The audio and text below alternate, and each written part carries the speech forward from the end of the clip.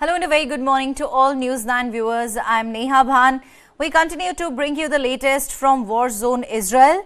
Today marks day 26 since Israel suffered potentially the worst attack in its brief history as a nation.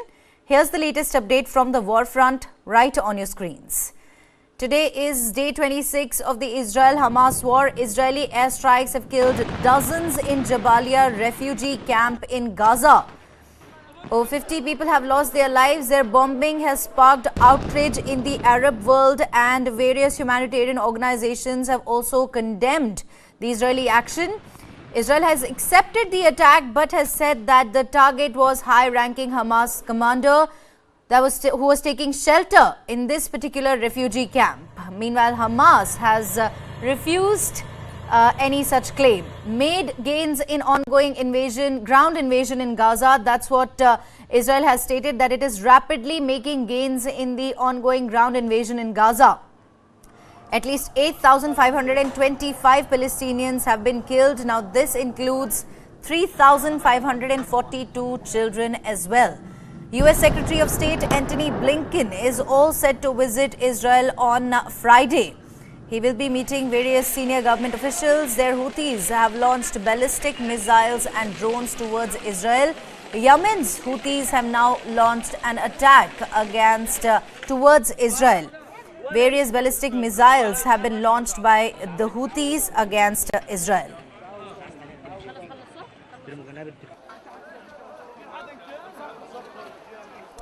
An Israeli airstrike has killed dozens of people at the Jabalia refugee camp in northern Gaza.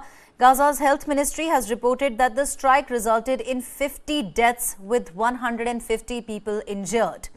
Israel has acknowledged that the attack. Israel has in fact acknowledged the attack and stated that the target was a high-ranking Hamas commander whom they were able to eliminate. They've also said that they've neutralized a large number of terrorists from Hamas's central Jabalia battalion who were with the commander at the time. Now, the bombing has sparked outrage in the Arab world, and several humanitarian organizations have also condemned the strikes on the refugee camp. Israel has entered the second phase of the war with the intention of eliminating Hamas. Israeli tanks and troops continue to advance towards northern Gaza. Gaza's health ministry has reported that more than 8,500 people have been killed in the territory since the 7th of October. That's when Hamas launched a deadly attack against southern Israel, killing around 1,400 people and taking about 212 people as hostages. Gaza is running dangerously low on supplies of food, water, fuel and medicine for its 2.2 million residents. The plight of Gazans there, in fact, now an Israeli airstrike has killed dozens of people who were taking refuge at the Jabalia camp in northern Gaza. We also have several reactions coming in. Let's take a listen. כוחותינו נלחמים כעת בעומק רצועת עזה. מחסלים מחבלים בהתקלויות מטווח קצר, תוקפים מטרות בתקיפות משולבות מהיבשה, מהאוויר ומהים. בשעות אחר הצהריים, כוחות חי"ר ושריון השתלטו על מעוז מרכזי של חמאס במערב העיר ג'באליה. מעוז זה שימש לאימונים לפעולת הטרור שאליה יצאו המחבלים לטבח, ומעבר למרחב החוף ממנו יצאו מחבלים נוספים לטבח ב-7 באוקטובר. במהלך הקרבות חוסלו מחבלים רבים והושמדו תשתיות טרור. זו לחימה מורכבת, חלקה היא גם פנים אל פנים. בקרבות איבדנו לוחמים. הלוחמים שלנו בשעה הזאת נלחמים בשדה הקרב. הם נלחמים באומץ ובגבורה. יש גם קרבות עזים שבהם מחסלים מחבלים, מנהלים קרבות פנים אל פנים וחותרים אל מגע. הלחימה הזאת היא גם לחימה מסוכנת, צריך להבין את זה. יש לזה מחירים, זה מורכב, אך היא הכרחית ביכולת שלנו להשיג את מטרות המלחמה. הבוקר, באילת, במרחב הדרומי, מערכות צה"ל זיהו מטרה אווירית שמתקרבת לכיוון שטח מדינת ישראל, הופעלו התראות, אין איום ולא נשקפת סכנה. אני חוזר, אין איום במרחב הזה, ולא נשקפת סכנה. עד כה נמסרה הודעה למשפחותיהם של 240 חטופים. עד כה נמסרה הודעה למשפחותיהם של 315 חללי צה"ל. אנחנו מחבקים את המשפחות, חיבוק חם, ודואגים ללוותן לאורך כל הדרך. Now for those who have just joined in, that's the latest that we're getting for all of you. An Israeli airstrike has killed dozens of people at the Jabalia refugee camp in northern Gaza. Gaza's health ministry has reported that the strike resulted in 50 deaths with about 150 people injured. Israel, remember, has acknowledged the attack and stated that the target was a high-ranking Hamas commander who was taking shelter in this particular refugee camp, and they were successfully able to kill him. Now, they claim to have neutralized a large number of terrorists from Hamas's central Jabalia battalion who were with the commander at that time. This is Gaza's biggest refugee camp that was bombed by Israel, while Israel stated that the Hamas commander was killed. A series of powerful explosions struck Gaza's largest refugee camp on Tuesday, killing about 50 people and leaving around 150 people injured. The Israeli military has claimed that the airstrikes that caused the explosions killed a Hamas commander linked to the October 7 attack, who was one of the main, faces for the 7th of October attack that was carried out by the Hamas terrorist organization against Israel, against southern Israel, killing about 1,400 people. The bombing has sparked outrage in the Arab world, and several humanitarian organizations have also condemned the strikes on the refugee camp.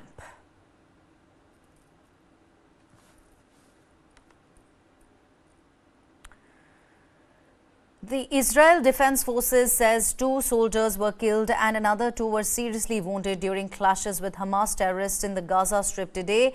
The slain soldiers are identified as Staff Sergeant Roy Wolf and Ramat Gun and Staff Sergeant Lavi Lipschitz from Modin, who both served, in the Givati Infantry Brigades unit.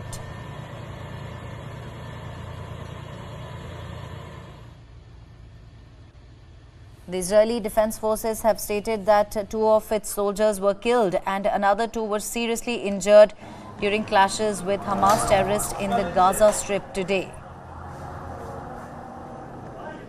The families of the wounded soldiers have been updated. That's what the Israeli Defense Forces have stated.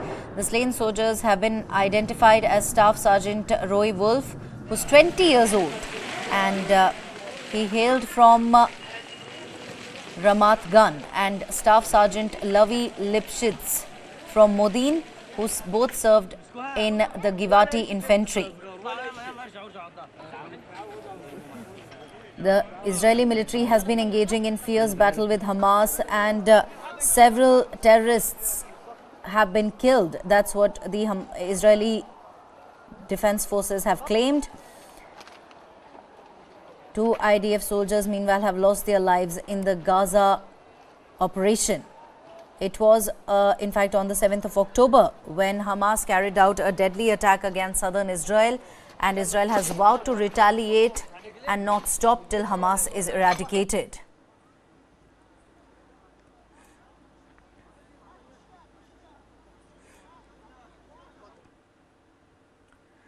The fight in Gaza is bearing similarities to operations in Iraq, where US-backed Iraqi forces flushed Islamic State fighters out of a tunnel network in 2014. But in Gaza, Israeli forces face more formidable infrastructure and more challenging geography. Hamas's tunnel system is more advanced and its fighters are better trained, more disciplined and better equipped. The IDF soldiers have to literally go through the maze of tunnels and clear one after the other. Now, the tunnels could also turn out to be an operational trap. Take a look at this report. Gaza is Hamas's power base, and the huge tunnel network underneath Gaza is a secret power base within that base. It is Hamas's default go-to place to hide, to conceal hostages, to fire rockets from, to store weapons. So that is why the network is so important to Israel. First of all, it has destroyed a lot of the ground cover above land so that the Hamas fighters do not have anywhere to go if they run. Now, the Israeli troops are moving underground in order to free the hostages, kill or capture the Hamas fighters, and deter or stop them from ever doing this sort of thing again. I've been down some of these tunnels in Gaza. The smaller commercial ones are about 3 to 4 feet wide. The military tunnels are much more sophisticated, concrete reinforced, far deeper. It's going to be very, very, very hard for Israel to flush Hamas fighters out of that network. Hamas launching an attack on October 7th into Israeli kibbutzes and towns was unprecedented. It has shocked and galvanized Israel into a retaliation far bigger than anything we've ever seen before. Many of Gaza's 2.3 million population are now without homes, so there is a humanitarian crisis brewing in Gaza, but Israel is determined not to let material into Gaza that Hamas could use to redouble its assault and attacks on Israeli forces. The Israeli Defense Forces said that troops were engaged in fierce battle against Hamas terrorists deep in Gaza as soldiers and tanks pushed further into the strip amid the war against the terror group. The military said ground and air forces hit several Hamas positions and anti-tank guided missile squads. Now, according to the IDF, troops have killed dozens of terrorists amid the fighting in urban areas and have also seized weapons. Wherever you're watching, it is 6:40 a.m. October 31st. We are on the 25th day of the fighting of the war. I am Lieutenant Colonel in the Reserves Jonathan, and I want to give you a daily update. A few topics. We're going to have a small piece of good news about the release of an Israeli hostage who is now safe with her family. We'll be speaking about the current situation on the ground in northern Gaza. We'll speak about tunnels and specifically compounds under hospitals that Hamas has prepared in Gaza, and then we will go north and speak about what Hezbollah is doing, how we are defending ourselves, and what this means for the region. Stay with us. Let's begin with some positive news. It doesn't happen a lot that we have positive news, but I am happy to say that Private Ori Megidish is now back home with her family. She was rescued in a special operation done by Israeli security forces, IDF and ISA, Shabak, who went into Gaza, got her out based on intelligence and on a lot of resources that were allocated towards this. She is now home with her family.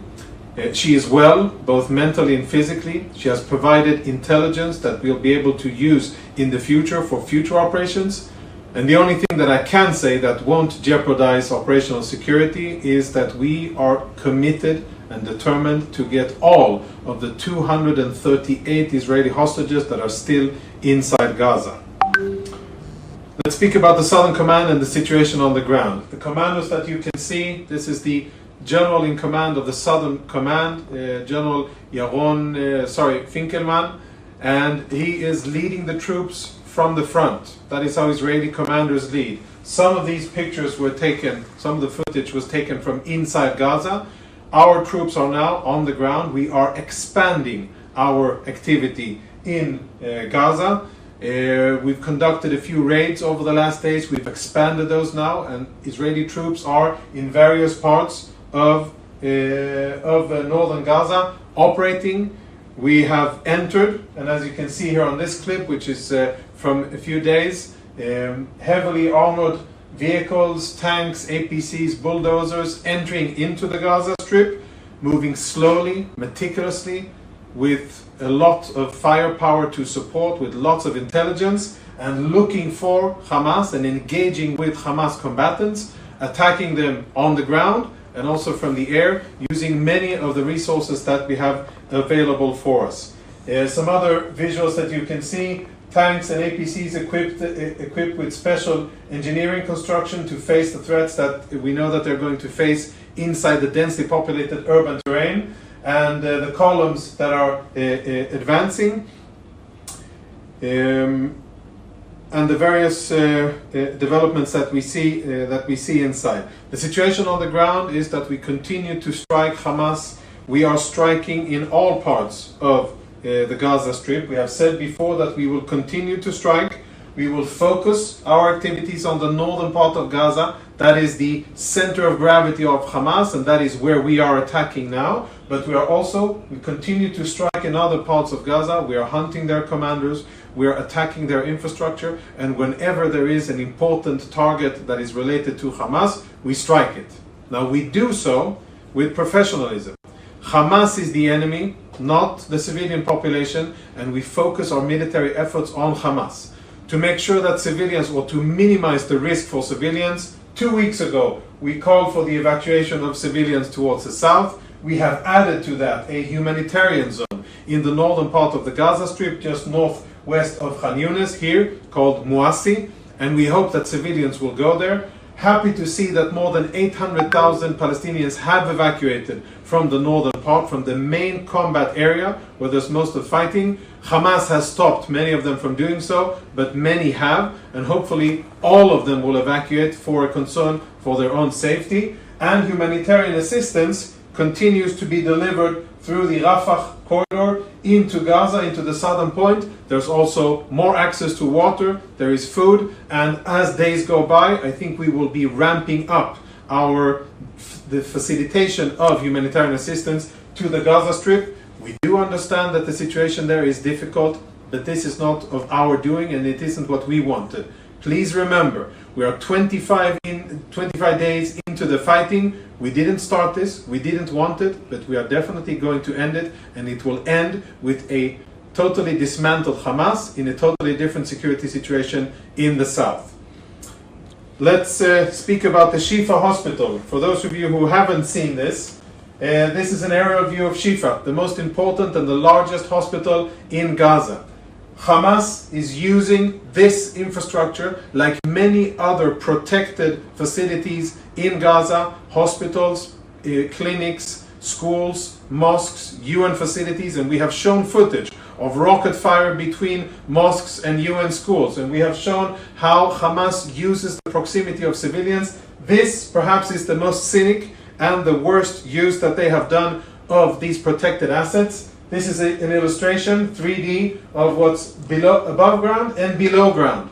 Storage of weapons, command and control facilities, offices and places for terrorists to hide.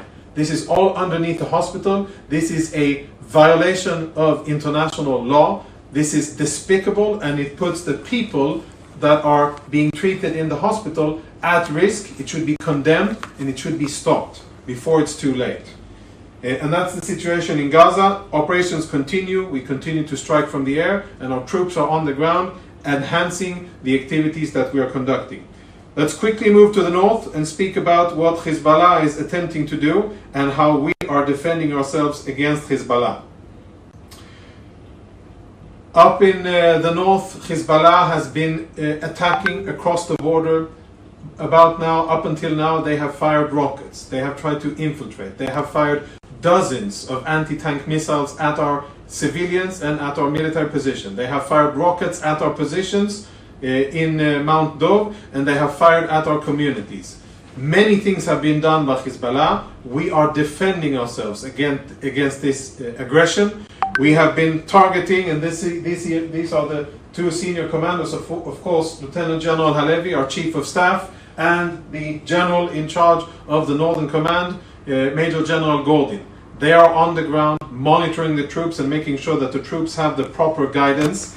And I want to show you some results of what our troops have been doing in retaliation to Hezbollah attacks. These are strikes done, and you can see maybe a bit graphic image here, but I think this is part of what we're doing. Strikes conducted by our commando units that are using precise intelligence and precise delivery of weapons against Hezbollah operatives. Up until now, Hezbollah has quite a lot of casualties. Unfortunately, we have casualties as well. But at the end of the day, what's important here is for the state of Lebanon to understand that they stand to lose almost everything and gain absolutely nothing by allowing Hezbollah to drag them into a war. And if anybody cares about the state of Lebanon, they should be out of this war because they will gain nothing from helping a bunch of terrorists in Gaza. That is the situation. We continue to be deployed, strong and vigilant along our borders. We are definitely not going to allow Hezbollah to escalate and enhance their attacks against us. We are defending against that, and we will continue to operate in Gaza and defend ourselves on all of our other fronts. Rockets that were fired from Syria and all kinds of reports of aerial threats that we had in the south in Eilat. I hope you stay connected and that you stay informed. Please follow our tweets, our updates, our posts on Facebook and all of the other accounts that I know that by now you are familiar with. We work hard in order to deliver timely, verified and honest information so that you can be aware of the situation on the ground. I hope you find this useful and I wish you all the best. Shalom. Now, Israel bombed the house of a top Hamas official in the West Bank during the Gaza war. Saleh al-Arori, who is the Hamas's deputy leader, was not there at the time of the attack. Israeli forces took over the house earlier, using it as an intelligence center. The attack was symbolic, targeting al-Arori, a key figure behind previous attacks on Israel. Additionally, the Israeli forces confirmed the killing of Nassim Abu Ajina on social media platform X, formerly Twitter. Let's quickly, in fact, tell you what exactly is it that the Israeli Defense Forces have stated on their Twitter. Right on your screens, in fact, is the tweet where it says that over the past day, IDF troops operated in a Hamas terrorist stronghold in Jabalia, northern Gaza. The stronghold was used for training and execution of terrorism activities. During the ground activity, the troops eliminated approximately 50 terrorists as well as destroyed entrances to terrorist tunnels and weapons. Israel bombed the house of a top Hamas official in the West Bank during the Gaza war. Hamas's deputy leader, Salah al-Arori, was not there at the time of the attack.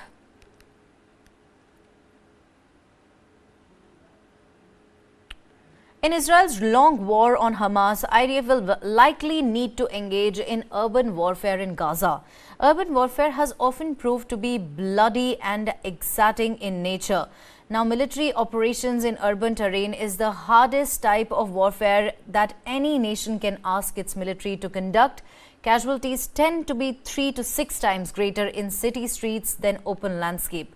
Let's take a look at the current situation in Gaza. More than 8,000 people have lost their lives. Over 3,000 children have been killed. 1/10 of Gaza has been destroyed. 280,000 people have been rendered homeless. 0.3% of population has been killed. Now, America and its allies, alongside Iraqi soldiers, conducted urban warfare in Iraq in 2016-17 to weed out ISIS. Now, it was a deadly exercise and incurred heavy loss of lives and destruction of property.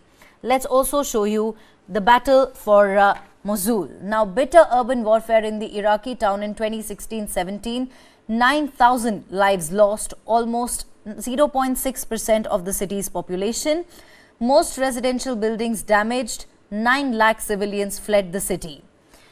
Now, Gaza is densely populated enclave and urban warfare in Gaza will be very challenging because of a number of reasons. Let's show you what the urban warfare problems are. Geography less permissive for escape, Egypt not opening its borders to refugees, Israel ordered Gazans to leave North Gaza before attack. Half of North Gaza's 1.1 million population did not leave. Israel is also striking parts of South Gaza. Urban warfare in Gaza is self-contained within the enclave. Gaza's healthcare system crippled due to attacks. Israel is not keen on sending civilian aid to Gaza.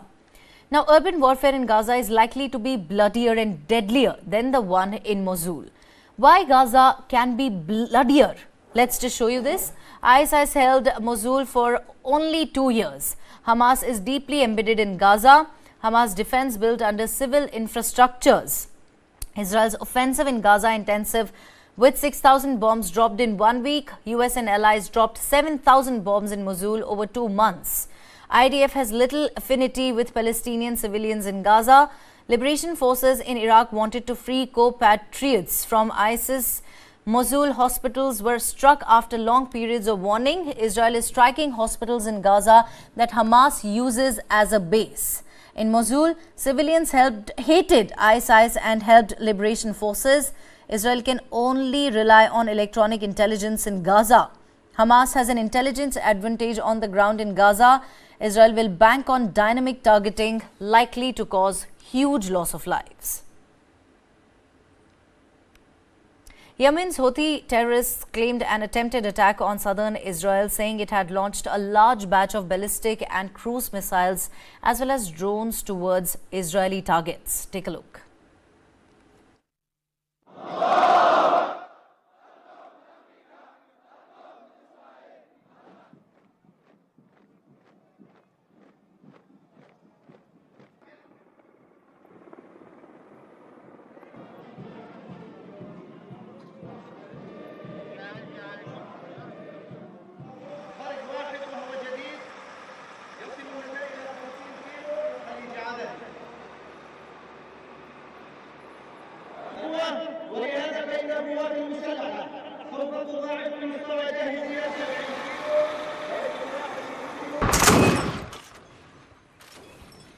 That's Yemen's Houthi terrorists who have now claimed an attempted attack on southern Israel, saying it had launched a large batch of ballistic and cruise missiles as well as drones towards Israeli targets.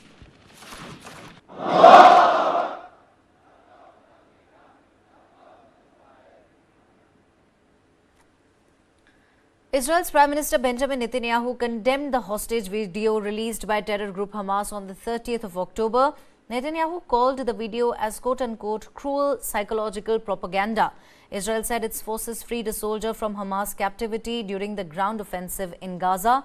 Take a look. Israel's Prime Minister condemned a video that Hamas had released on Monday that shows 3 female hostages seized by the Islamist movement on October 7th. In the video, which is being watched on this phone, one of the hostages criticizes Benjamin Netanyahu for failing to protect Israeli citizens during the deadly attack and failing to get them back home. She purportedly calls for a deal to secure their release in exchange for Palestinian prisoners. Netanyahu, in a statement, condemned the clip from Hamas as cruel propaganda. Israel's leader is coming under pressure over his handling of the crisis. Dozens of people attended a protest in Tel Aviv to call for the hostages' release. Shiri Grossbard is a close friend of one of the hostages, Yelena Tripanov. I'm not a political person. I'm not the one with the answers, but I do know this. No other country in the world would have 239 of their people being kept hostage and not do anything about it. No politics, just bring them home now. 24 days is way too long for these people to be kept in captivity. According to Israeli authorities, at least 239 hostages were taken captive by Hamas gunmen during the October 7th attack, which killed at least 1,400 people. The presence of the hostages in Gaza has complicated Israel forces' ground operation in the enclave, but Netanyahu has rejected calls for a ceasefire. Gaza health authorities say more than 8,300 people, many of them children, have been killed in Israeli attacks since Hamas' assault. The ground action actually creates the possibility, not the certainty, but the possibility of getting our hostages out, because Hamas will not do it unless they're under pressure. They simply will not do it. On Monday, Israel said its forces had freed their first hostage during its Gaza ground offensive, a female soldier who Hamas captured in its October 7th raid. Israel's security agency released a photo of the soldier, Ori Megadish, surrounded by family members after her rescue. In her hometown of Kiryat Gat, residents cheered after news of her release. Since the October 7th attack, Hamas has released 4 hostages through back-channel efforts coordinated by Qatar. Now, Muslim and Arab American groups are pressurizing President Joe Biden to secure a Gaza ceasefire. The National Muslim Democratic Council, representing key states like Michigan, Ohio and Pennsylvania, demanded Biden broker a ceasefire, threatening to withhold support and votes in 2024 otherwise. That's when the United States goes to polls. Now, they criticize Biden's support for Israel during the conflict, urging him to end the violence. Biden met with Muslim leaders but faces growing discontent within Arab and Muslim American communities regarding his stance on Israel's actions in Gaza. No vote if no ceasefire. That's what Joe Biden, the United States president, has been threatened with. These are Muslim and Arab American groups that are now pressurizing President Biden to secure a Gaza ceasefire. The National Muslim Democratic Council, representing key states such as Michigan, Ohio and Pennsylvania, have demanded Joe Biden broker a ceasefire, or else they're threatening to withhold support and votes in 2024 otherwise. Now, they criticize Biden's support for Israel during the conflict, urging him to end the violence. Biden met with Muslim leaders but faces growing discontent within Arab and Muslim American communities regarding his stance on Israel's actions in Gaza. Remember, United States supports Israel's action and says that every country has the right to defend its territory. It was an attack that was carried out by Hamas against southern Israel on the 7th of October, and Israel has now vowed to retaliate. United States, meanwhile, is one of those countries which has decided to stand shoulder to shoulder with the Israeli authorities.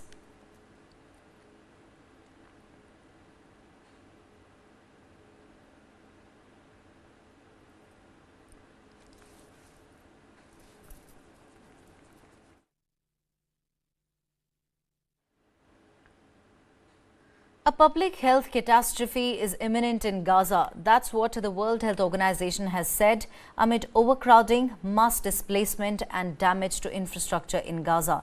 Take a look. Surgeries cannot happen without anesthesia. In fact, they do happen without anesthesia. It's an imminent public health catastrophe that looms with the mass displacement, the overcrowding, the damage to water and sanitation infrastructure. The numbers are appalling. Reportedly now more than 3,450 children have been killed. Staggeringly, this number rises significantly every single day. Gaza has become a graveyard for children. More than 1 million children of Gaza have a critical water crisis.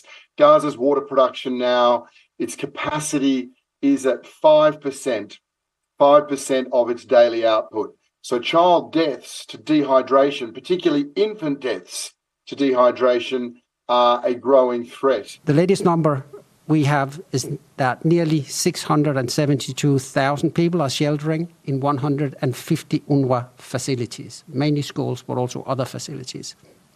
That means that the average number of internally displaced in these shelters, which are prepared to be built to also be shelters, is over 3 times their intended capacity. So they are wildly overcrowded. Switching our focus to some of the stories that are making headlines back home. Another incident of violence has been reported from conflict-ridden Manipur. A sub-divisional police officer named Chingtham Anand was shot dead by suspected tribal militants at Moreh in Manipur's district. Police authorities informed that Anand received a severe bullet injury after a group of insurgents fired upon a group of policemen who at that time were inspecting the newly constructed helipad in Moreh. Moreh is a border town which is dominated by people belonging to the Kuki-Zo community.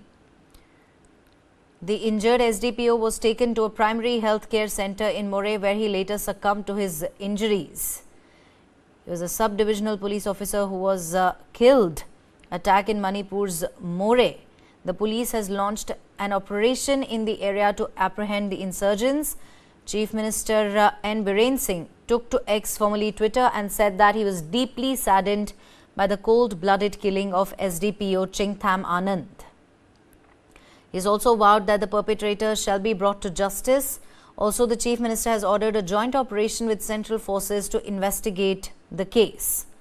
The incident comes weeks after several civil society organizations, particularly those based in Moreh, demanded the removal of state forces from the border town.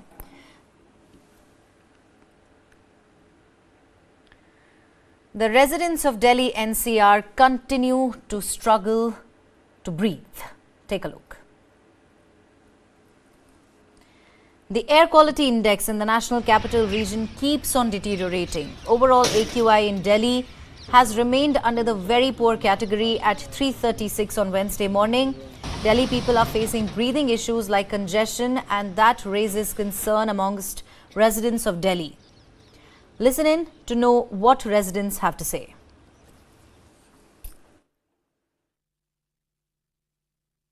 Pollution की वजह से ये है कि September तक air quality was still okay, I can say. From October onwards it has become from bad to worse, I can say.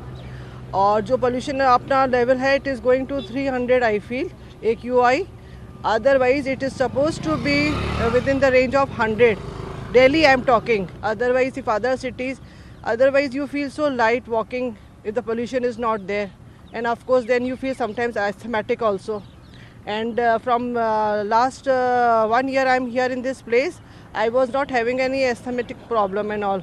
But in this during this period I can feel that something is there which is troubling me off and on. काफ़ी heavy feel होता है जितना comfortably आप बाकी महीनों में भाग पाते हो जून जुलाई अगस्त के टाइम पे तब ह्यूमिडिटी ज़्यादा रहती है, लेकिन जितना आप कंफर्टेबली तब रहते हो उतना बिल्कुल अभी फील नहीं होता है। हार्ट रेट जैसे मैं वॉच पहनता हूँ उसके अंदर दिखती है, हार्ट रेट हाई हमेशा शो होती रहती है कंपेरेटिवली बाकी महीनों के, तो होती है दिक्कत। अब रनिंग रोक नहीं सकते इसलिए चालू है। कंपैरेटिवली आपको लगता है कि ब्रीथिंग जो है वो थोड़ी हार्ड हो जाता है? थोड़ी हाई है जी। और क्या परेशानी है? थोड़ा और नाक में थोड़ा कंजेशन, गले में थोड़ा कंजेशन, आपको इनफैक्ट आप अगर कफ भी करते हैं तो आपको काला थोड़ा सा अलग चीज़ें दिखेंगी। एंड ये दिक्कत तो मतलब सालों से है, कोई पहली बार तो हो नहीं रहा है। एंड आपको लग रहा है कि और ज़्यादा प्रिकॉशन लेने वाला मौसम आने वाला है? बिल्कुल जितना हो सके इंडोर रहना ज़्यादा बेटर होने वाला है धीरे। आँख में जलन है, जैसे ही मैं आज सुबह घर से बाहर निकला तो सर में दर्द हुआ, सर भारी हो जाता है, मास्क भी काम नहीं आ रहे। मैं बोलूँ तो आज तो काफ़ी ज़्यादा है कि कल ही मैंने पढ़ा था कि पराली 7 टाइम्स ज़्यादा बढ़ गई एक ही दिन में, तो दिक्कत तो है, काफ़ी दिक्कत है। दिक्कत तो बहुत आ रही है अभी, इसमें थोड़ी सांस लेने में दिक्कत हो रही है, आँखों में हल्की जलन है। सुबह में वॉक पर निकला था तो अभी से ही सांस फूलने लग गई थोड़ी सी वॉक करने पर ही, यही सब दिक्कतें हैं। और बाकी कहते मैं यही कहूँगा जनता से कि कहते सब मास्क का इस्तेमाल करें, आज मैं लाना भूल गया। Now to some international news and other updates coming in from the United States. US President Joe Biden signed a new executive order at the White House that seeks to reduce the risks that artificial intelligence poses to Americans and national security. This move is the latest step by the Biden administration to set parameters around AI as it makes rapid gains in capability and popularity in an environment of so far limited regulation. Have a look at this report.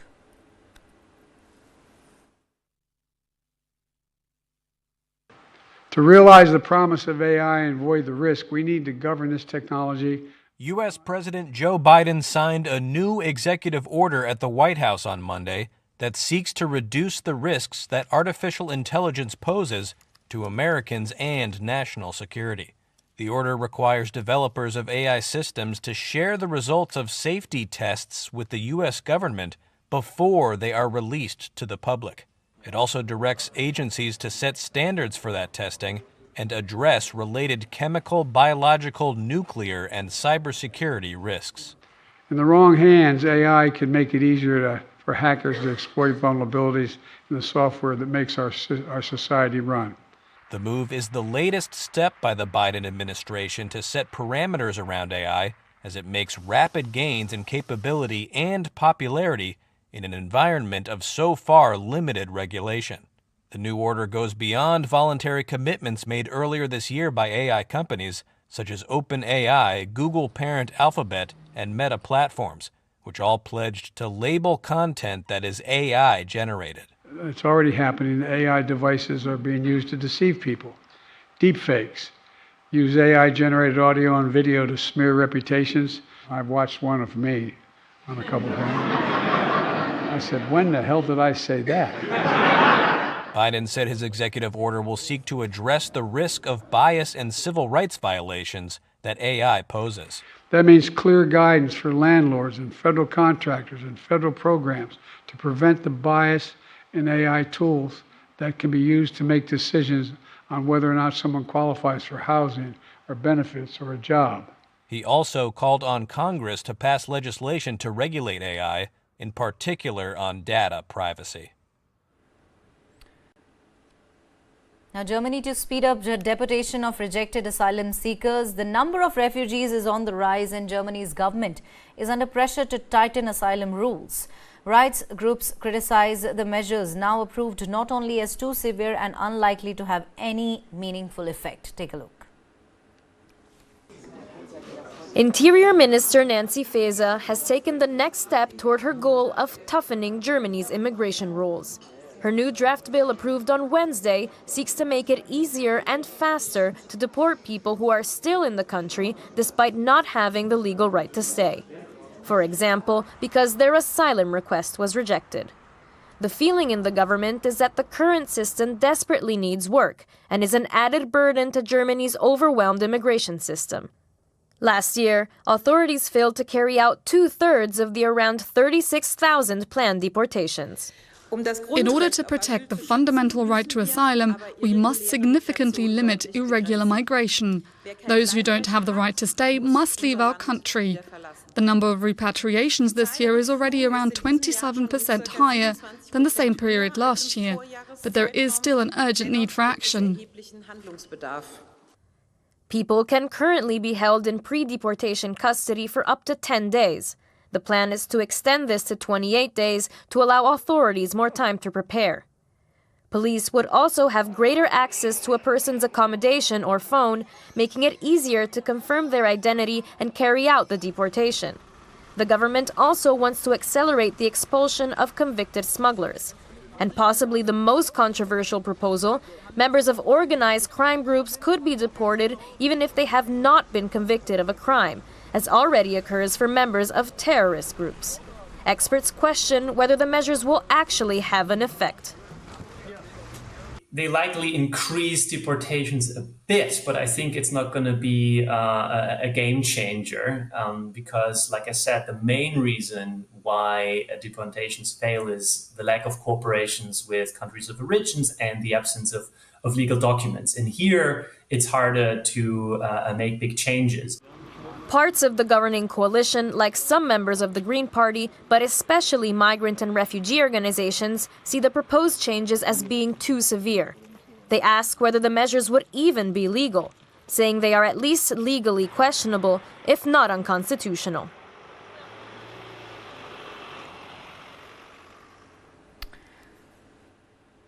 Well, that's all we have in this edition of the Bulletin. Thank you very much for joining me. You have a great day ahead.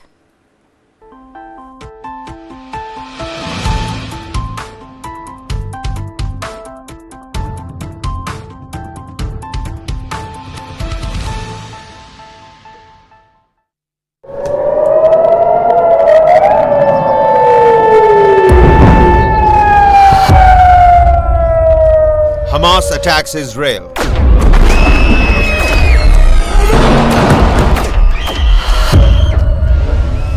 Israel Defense Force